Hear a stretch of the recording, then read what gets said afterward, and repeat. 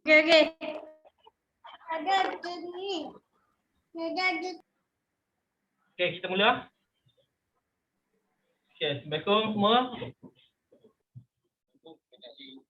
Kami sudah PJJ UM Kuantan Group Q. Okey, GMGA 3003 perbandingan pentadbiran awam. Tugasan kumpulan Jepun dan Iran. Okey, saya Muhammad Rahimi Muhammad Razi dan ahli-ahli kumpulan Raja Nur Fakira binti Rajali, Nur Ain Zasha binti Lokman, Muhammad Izzuddin bin Isnadi dan Fuad Hasan akan membentangkan tentang perbandingan antara Jepun dan Iran. Okey, baiklah. Seterusnya, latar belakang negara. Bagi latar belakang negara Jepun adalah sebuah negara kepulauan di Asia Timur yang terletak sebelah barat Lautan Pasifik dan berjiran dengan Republik Rakyat Cina, Korea dan Rusia. Okey, ibu kota bagi negara Jepun adalah Tokyo, terdiri daripada 6,852 pulau yang membentuk gugusan kepulauan yang utama dari utara ke selatan iaitu Hokkaido, Honshu, Shikoku dan Kyushu. Okey, seterusnya agama rasmi yang diamalkan di negara Jepun ialah Buddha dan Shinto. Walaupun kebanyakan rakyatnya adalah etis iaitu tidak beragama. Okey, kemudian bahasa Jepun iaitu bahasa argumentatif yang bercirikan kata hormat yang mencerminkan unsur hierarki sosial dalam masyarakat Jepun. Okey, baik, seterusnya adalah Iran. Iran nama rasminya adalah Republik Islam Iran, merupakan sebuah negara di Asia Barat yang bersepadan dengan Armenia, Azerbaijan dan Turkmenistan di sebelah utara. Pada sebelah barat pula ialah Turki dan Iraq. Ibu kota bagi negara Iran ialah Tehran yang terletak di tengah-tengah wilayah Tehran. Agama rasmi bagi negara Iran ialah Islam Syiah. Okey, bahasa Parsi pula adalah bahasa rasminya. Negara Iran merupakan salah sebuah negara yang merupakan tamadun yang tertua di dunia yang berumur 6,000 tahun lamanya. Okeylah, baiknya untuk slide yang seterusnya saya akan pass kepada sahabat saya, Nur Ain Natasha binti Lokman. Sambung.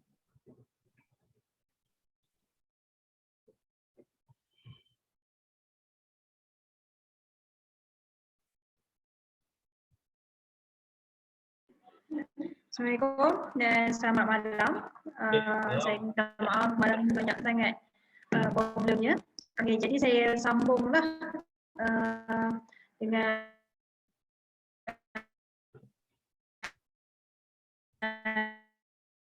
pembincangan daripada Muhammad Rahimi. Okey, so saya akan bentangkan tentang sosioekonomi Jepun. Okey, dalam sosioekonomi Jepun pada penginputan bahan mentah dan minyak. Dia kalau bahagian pertanian dia pula dia merupakan sektor ekonomi kecil yang mana ada apa lagi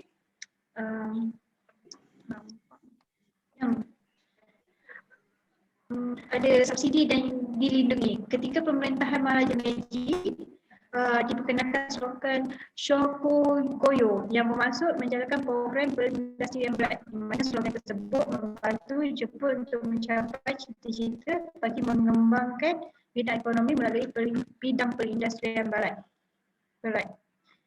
Ekonomi negara Jepun telah berkembang dengan lebih pantas berbanding pengeluaran daripada dalam negara. KPMG telah menunjukkan peningkatan sebanyak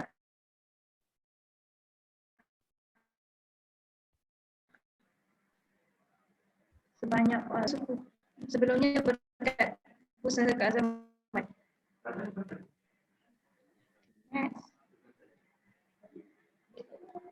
Okay, dalam tempoh pemulihan, Perdana Menteri waktu itu ada Shinzo Abe, dia telah meningkatkan cukai jualan walaupun dia memberi tekanan kepada pertumbuhan terutama pada rakyat lah sebab dia tingkatkan cukai jualan.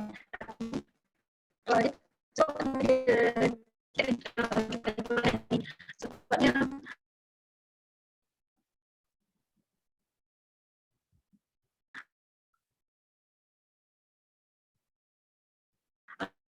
ekonomi Jepun ni dia berkembang dengan pantas, dengan cepat, nak perlahankan semula untuk menjadi lain.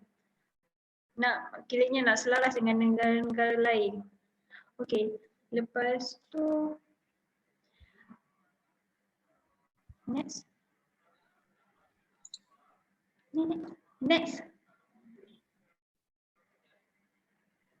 Okey, saya sambung sikit pasal sosial ekonomi Iran. Perkembangan ekonomi ini berlaku secara baik dari tahun 1941 hingga berapa tak nampak.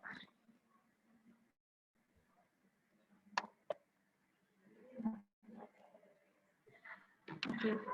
1941 hingga 1979 iaitu pada pemerintahan Muhammad Reza dan Shah Pahlavi. Hasil pendapatan negara dipelajari daripada petroleum. Ia dibahagikan pada 3 sektor iaitu sektor kerajaan, korporasi, kerjasama iaitu kerjasama daripada syarikat sektor swasta. Lepas itu sektor kerajaan mengikuti industri berat, perdagangan antarabangsa, insurans, diplomat dan perbankan. Sektor korporasi pula meliputi kerjasama syarikat dan perusahaan kerajaan Iran, dan akhir sekali ialah sektor swasta yang meliputi operasi pembinaan, pentadbiran, industri perdagangan dan perkhidmatan. Seterusnya saya serahkan kepada kawan saya, Fakira.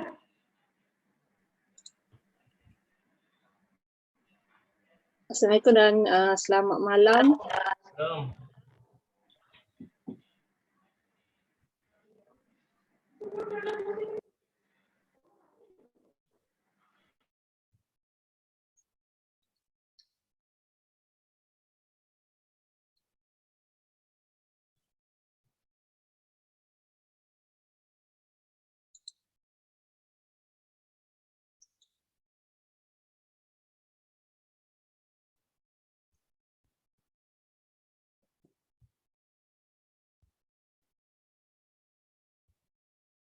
Dengar tak?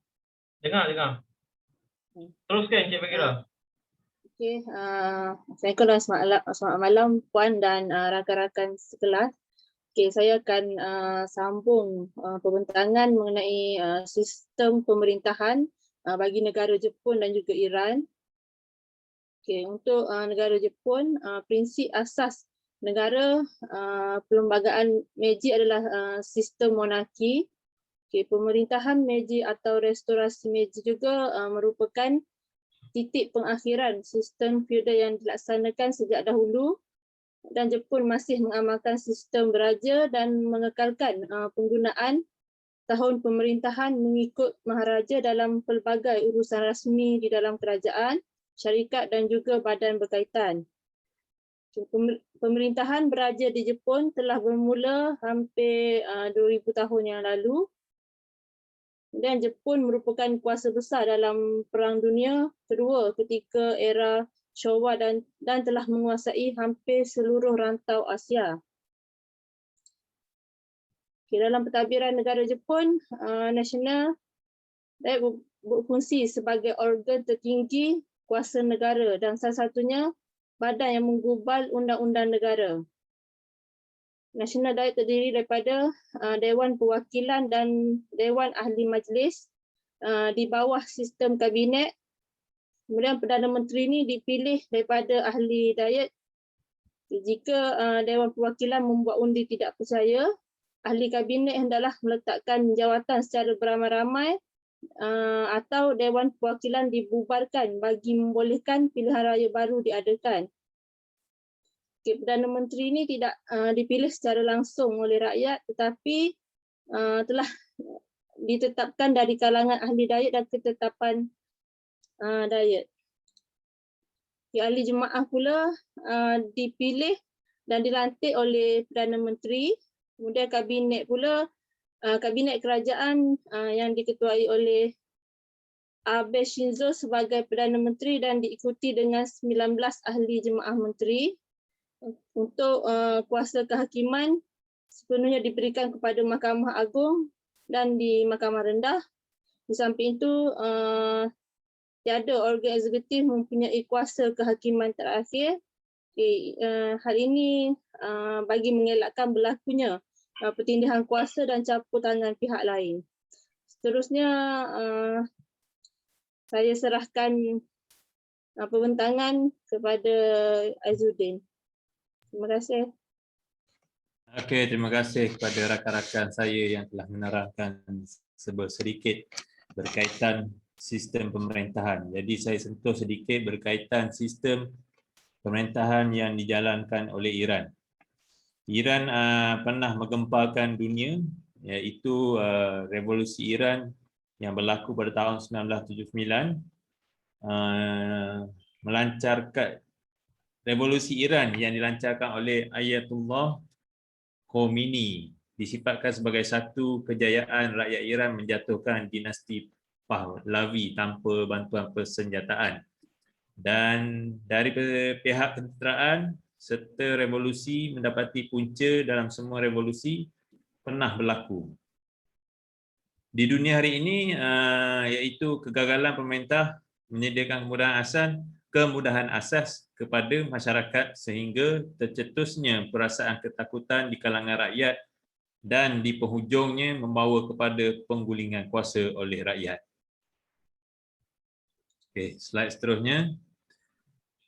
Iran juga dilihat sebagai satu kuasa Islam baru yang dilahirkan bagi menggantikan Arab Saudi dan Mesir yang mengamalkan sistem pemerintahan bercorak Republik Islam. Pelbagai Iran, sistem Republik Islam Iran meletakkan kepercayaan kepada Tuhan yang satu. Selain itu juga percaya bahawa keadilan Tuhan dalam penciptaan perundangan serta kepercayaan kepada para imam wali. Usaha berterusan diberi alasan ahli fiqh yang berkelayakan, yang memiliki kelayakan yang diperlukan berdasarkan buku dan tradisi yang tidak sempurna.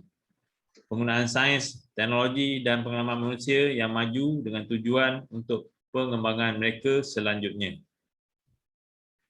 Penolakan semua jenis penindasan, otoritarisme atau penerimaan dominasi yang menjamin keadilan, kebebasan politik dan ekonomi, sosial dan kebudayaan serta kebangsaan perpaduan. Hasil daripada sistem pemerintahan serta sosioekonomi latar belakang Jepun dan Iran, kita dapat rumuskan setiap negara mempunyai perkembangan teknologi mengikut peredaran masa negara masing-masing serta mempunyai daya saing yang hebat untuk memperkembangkan pembaharuan teknologi. Bagi negara Iran merupakan satu contoh sebuah negara yang telah melakukan banyak kemajuan melalui pendidikan dan latihan. Sungguh pun dikenakan sekatan antarabangsa hampir semua aspek penyelidikan sejak beberapa dekad yang lalu. Secara sejarahnya, negara Timur Tengah telah melakukan pendekatan terhadap teknologi dengan kecurigaan, tetapi Iran merupakan pengecualian. Pemerintah atau publik Iran telah siap merangkul hampir setiap teknologi generasi baru meskipun Iran seringkali memiliki suasana politik yang represif. Selain itu juga, negara Jepun adalah merupakan suatu kuasa ekonomi dunia yang besar, iaitu kita boleh cakap dia sebagai kuasa ekonomi yang kedua lah selepas Amerika Syarikat. Jepun juga tidak ketinggalan dengan menguasai bidang otomotif, mesin elektronik, optik, robotik dan lain-lain. Bursa saham Tokyo, bursa saham yang kedua terbesar di dunia. Negara-negara lain menjadikan Jepun sebagai contoh dalam sistem pembangunan sumber manusia. Jepun juga adalah pendahulu dalam bidang otomotif. Walau bagaimanapun dari segi peningkatan teknologi berlaku penurunan antara negara-negara maju, Jepun tetap berusaha untuk terus meningkatkan tahap pembangunan teknologi demi masa depan negara sendiri. Sekian, terima kasih kepada rakan-rakan saya kerana memberi kerjasama yang baik dan terima kasih kepada pensyarah kita juga. Terima kasih semua.